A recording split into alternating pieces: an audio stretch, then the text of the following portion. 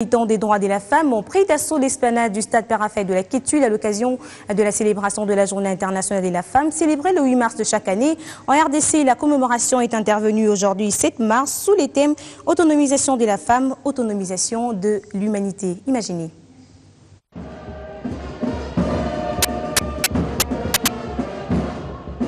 « 11h30, esplanade du stade Père-Raphaël de la Kétule en décor tout à fait féminin.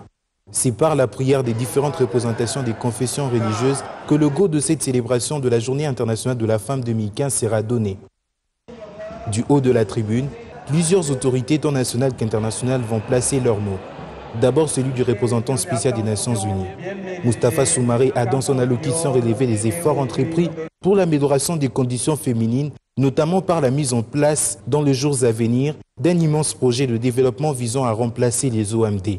Ensuite, les propos du représentant du gouverneur de la ville-province de Kinshasa, la ministre provinciale Thérèse Olenga, avant ceux du ministre du Genre, Famille et Enfants Bijou Kat, qui s'est apaisanti sur les deux axes majeurs à retenir à l'occasion de cette journée. Je vous invite donc à retenir deux choses. La première, une femme autonome est un bon pilier de développement de la République démocratique du Congo. Et la révolution de la modernité, c'est la femme d'abord.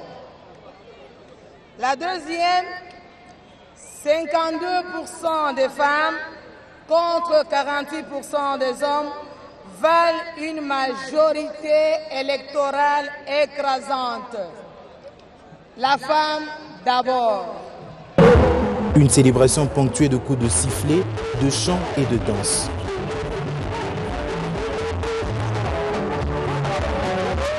Une ambiance bon enfant pour donner le sourire et la joie à cet être victime depuis plus d'une décennie de plusieurs violences et injustices sociales.